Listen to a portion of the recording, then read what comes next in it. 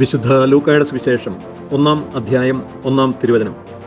നമ്മുടെ ഇടയിൽ നിറവേറിയ കാര്യങ്ങളുടെ വിവരണം എഴുതാൻ അനേകം പേർ പരിശ്രമിച്ചിട്ടുണ്ടല്ലോ.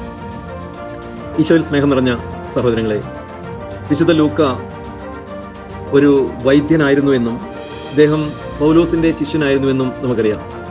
വിശുദ്ധ മർക്കോസ് പത്രോസിൽ നിന്ന് കേട്ടറിഞ്ഞാണ് തൻ്റെ സുവിശേഷം എഴുതിയത് എന്ന് പറയുന്നത് പോലെ തന്നെ വിശുദ്ധ പൗലോസിൽ നിന്നുമാണ് കൂടുതൽ കാര്യങ്ങൾ വിശുദ്ധ ലൂക്ക മനസ്സിലാക്കിയിരുന്നത് എന്ന് പറയപ്പെടുന്നു. അനേകം ആളുകൾ അക്കാലത്ത് സംഭവിച്ച ഈശോമിശിഹായുടെ പീഡാസഹന, കുരിശുമരണ, ഉദ്ധാനങ്ങൾ, രക്ഷാകര രഹസ്യങ്ങളുടെ വിവരണം എഴുതിയിരുന്നുവെങ്കിലും അതിൽ 12 അപ്പോസ്തലന്മാരും ഉൾപ്പെടുന്നു. 11 അപ്പോസ്തലന്മാരും പിന്നീട് പിൻഗാമിയായി വന്ന മത്യാസും ഉൾപ്പെടെയുള്ള 12 അപ്പോസ്തലന്മാരും ഉൾപ്പെടുന്നു.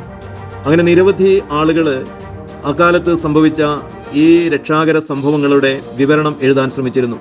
അത് പറയപ്പെടുന്നത് പഴയ നിയമത്തിലെ പ്രവാചകന്മാര് പരിശുദ്ധാത്മാവിനാൽ പ്രേരിതരായി പ്രവചിച്ചവരുമുണ്ട്, സ്വന്തം ഇഷ്ടപ്രകാരം പ്രവചനം നടത്തിയവരുമുണ്ട്. സ്വന്തം ഇഷ്ടപ്രകാരം പ്രവചനം നടത്തിയത് വ്യാജ പ്രവാചകന്മാരാണ്, അവരെ പരിഗണിക്കേണ്ടതില്ല. അതുപോലെ തന്നെ സ്വന്തം ഇഷ്ടപ്രകാരം ഈ സംഭവങ്ങളുടെ വിവരണം എഴുതിയ ആളുകളുടെ ആ എഴുത്തുകൾ ഔദ്യോഗികമായിട്ട് അംഗീകരിക്കാനോ സ്വീകരിക്കാനോ സാധിക്കില്ല. അത്തരം ഒരു പശ്ചാത്തലത്തിൽ ഈ സംഭവങ്ങളെയെല്ലാം വളരെ കൃത്യമായി പരിശോധിച്ച് എല്ലാവരോടും അന്വേഷിച്ച് വളരെ യുക്തിസഹമായ രീതിയിൽ ശരിയെന്ന് ബോധ്യപ്പെട്ട കാര്യങ്ങൾ മറ്റാർക്കും ഒരു സംശയത്തിന് ഇടവരാത്ത വിധം വിശുദ്ധ ലൂക്ക രേഖപ്പെടുത്തിയിരിക്കുകയാണ്. നിരവധി പാഷണ്ഡതകൾ പോലും എഴുതപ്പെട്ടിരുന്നു എന്നാണ് പറയപ്പെടുന്നത്. എന്നാൽ വിശുദ്ധ ലൂക്കായാകട്ടെ പണ്ഡിതനായിരുന്നു, ഡോക്ടറായിരുന്നു, പൗലോസ്ലീഹായുടെ ശിഷ്യനായിരുന്നു. ആ കാലഘട്ടത്തെ വളരെയധികം ജ്ഞാനിയായ ഒരു മനുഷ്യനായിരുന്നു.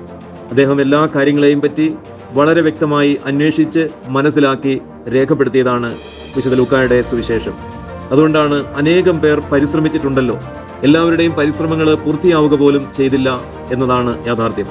എന്നാൽ പരിശുദ്ധാത്മാവിനാൽ നിയോഗം ലഭിച്ചവർ ചെയ്യുന്ന പ്രവൃത്തികൾ പൂർത്തിയാക്കപ്പെടുന്നു. Have a blessed day to all of U.